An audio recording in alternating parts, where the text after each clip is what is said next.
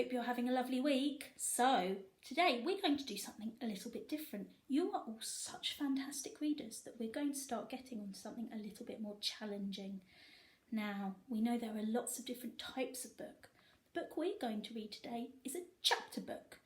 Chapter books are different from picture books. They're generally much longer, so they have a much more detailed story and a much longer beginning and a much longer middle and a much longer end. They often have more characters too. So this book we are going to split up. I'm going to read a little bit today, and then next Friday I'm going to carry on the story, and the week after that I'll carry on the story too. So we're going to read a couple of chapters at a time, so it's not too long for you guys.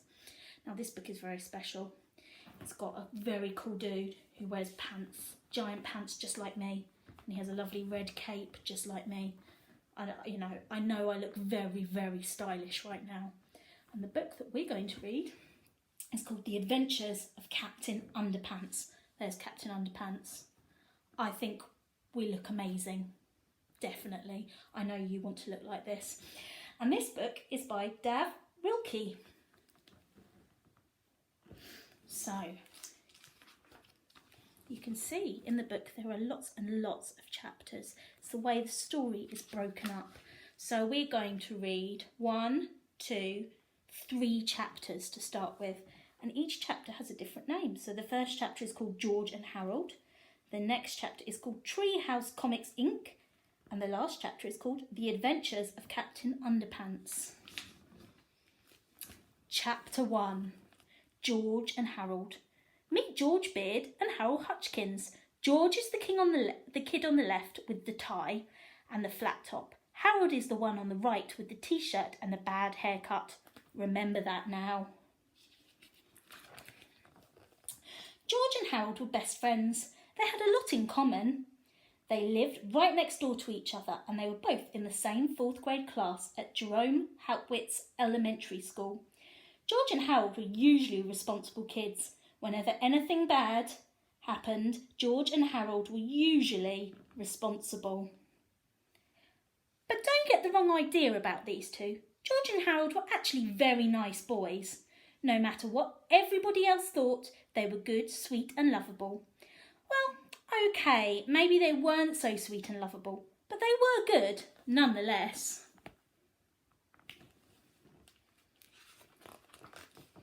It's just that George and Harold each had a silly streak. I think maybe some of you have a silly streak sometimes. I think we all do. 1 kilometre long. Usually that silly streak was hard to control. Sometimes it got them into trouble. And once it got them into big, big trouble. But before I can tell you that story, I have to tell you this story. Chapter 2. Treehouse Comics Inc. After a hard day of cracking jokes, pulling pranks and causing mayhem at school, George and Harold liked to rush back to the old treehouse in George's backyard. Inside the treehouse were 2 big old fluffy chairs, a table, a cupboard crammed with junk food, and a padlocked crate filled with pencils, pens and stacks of paper. Now Harold loved to draw and George loved to make up stories, and together the 2 boys spent hours and hours writing and drawing their very own comic books. We're going to look at comics next week. Over the years, they had created hundreds of their own comics, starring dozens of their own superheroes. First there was Dogman, then came Timmy the Talking Toilet, and who could forget the amazing Cow Lady? But the all-time greatest superhero they ever made up had to be the amazing Captain Underpants. George came up with the idea. Most superheroes look like they're flying around in their underwear, he said. Well, this guy actually is flying around in his underwear. The 2 boys laughed and laughed. Yeah, said Harold, he could fight with wedgie power. George and Harold spent entire afternoons writing and drawing the comic adventures of Captain Underpants. He was the coolest superhero ever. Luckily for the boys, the secretary at Jerome Haltwitz Elementary School was much too busy to keep an eye on the photocopy machine, so whenever they got a chance, Harold and George would sneak into the office and run off several hundred copies of their latest Captain Underpants adventure. After school, they sold their homemade comics on the playground for 50 cents each. That's American money because this is an American story. So we use pence and in America they use cents. Chapter 3, The Adventures of Captain Underpants. Written by George Beard, cartoons by Harold Hutchins.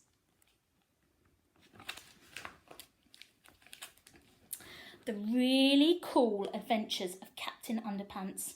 It was a time of darkness and despair for planet Earth. Bad guys had taken over the streets and all of the superheroes in the world were too old to fight evil. Hey! Ha ha ha! You see, really old superheroes. Then along came a new, improved, extra strength superhero. Tra-la-la!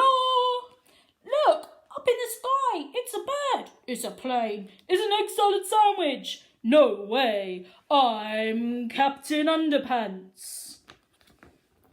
Captain Underpants was faster than a speeding waistband, more powerful than boxer shorts, and able to leap tall buildings without getting a wedgie. Tra-la-la!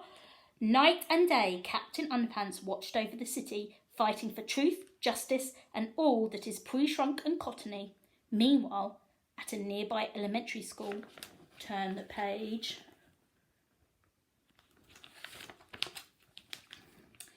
It was Stinky Taco Surprise Day at the cafeteria. Everyone hated it so much they all threw it away. Soon the cafeteria food came to life. I am the inedible hunk. The monster ran around the school eating everything in sight. Munch! Help! The inedible hunk just ate up 15 folding chairs and the gym teacher! Oh no, not the folding chairs! This looks like a job for tra-la-la! Captain Underpants! Captain Underpants shot lots of underwear at the monster, but it didn't do any good. So Captain Underpants took off running. The inedible hunk chased him.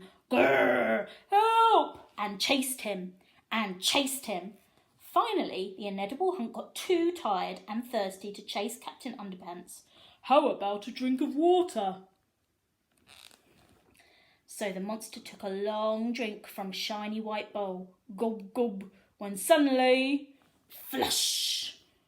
Hooray for Captain Underpants! And so the inedible hunk got flushed away and was never heard from again. Tra-la-la! The end.